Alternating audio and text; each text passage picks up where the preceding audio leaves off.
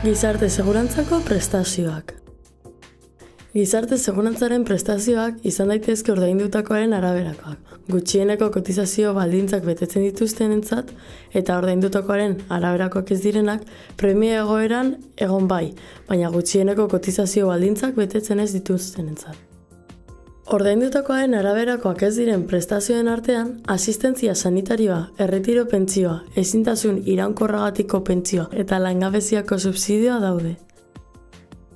Ordaindutakoaren araberakoen artean, berriz, asistentzia sanitarioa, aldi baterako ezintasuna, amatasuna, aitatasuna eta adin txikikoen adopzioa eta harrera, haurdunaldian eta edoskitzaroan izan daitezken arriskua, ezintasun iraunkorra, baliazitasun gabeko lesio iraunkorra, esaterako hatz bat galtzea, erretiroa, heriotza eta bizirik irautea, hala nola alarguntza, sustasuna senitartekoen alde, heriotzagatik laguntza, ardurapeko seme-alabe bakoitzako prestazioak eta langabeziak.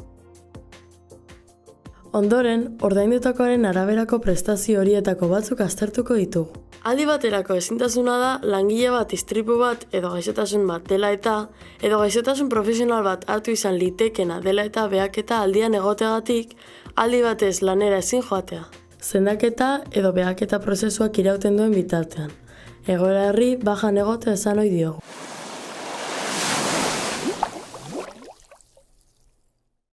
Aldi baterako ezintasunagatik prestazioa jasotzeko eskubidea izateko, hau da, prestazio ekonomiko bat jaso ahal izateko, baldintza hauek bete behar dira. Gertaera eragilearen datan afiliatuta eta altan edo pareko egoeran egotea. Gainera, zenbait kasutan aurretiko gabealdi bat eskatzen da. Hau da, gertaera eragilearen aurretik gutxieneko aldi batez kotizatu izana.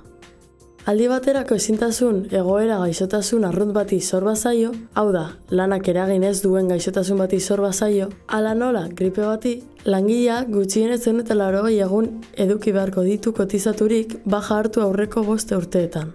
Aldi baterako ezintasuna gaixotasun profesional bati zor bazaio, edo istripu bati bestela, laneko istripua izan edo ez izan, orduan ez da beharrezko aurrez kotizatu izana. Aldi bateko ezintasun egoerak zerbitzu medikuen sendagiria eman arte irango du. Sendagiria jaso eta biharamunean joango da lanera langilea. 12 hilabeteko gehieneko iraupena ezartzen da, eta langilea sendatu egingo dela aurreikusiz gero, aldi hori luzatu egin ahalko da luzapenen bidez, 24 hilabetera arte gehienez ere. Aldi baterako ezintasunean jaso beharreko prestazio ekonomikoa zenbatekoa izango den jakiteko, lehenik oinarri arrautzaileak kalkulatu beharko dugu. Oinarri arrautzailea modu batera edo bestera kalkulatzen da, aldi baterako ezintasuna kontingentzia arrunt bati edo kontingentzia profesional bati zor zaion kontuan hartuz. Aldi baterako ezintasuna kontingentzia arrunt batek eragindakoa bada, hau da, gaixotasun arrunt batek edo lanez kanpoko istripu batek eragindakoa bada, oinarri arrautzailea kalkulatzeko, baja aurreko hileko kontingentzia arruntei dagokien kotizazio oinarriak zati kotizatutako egun kopuru egin behar da.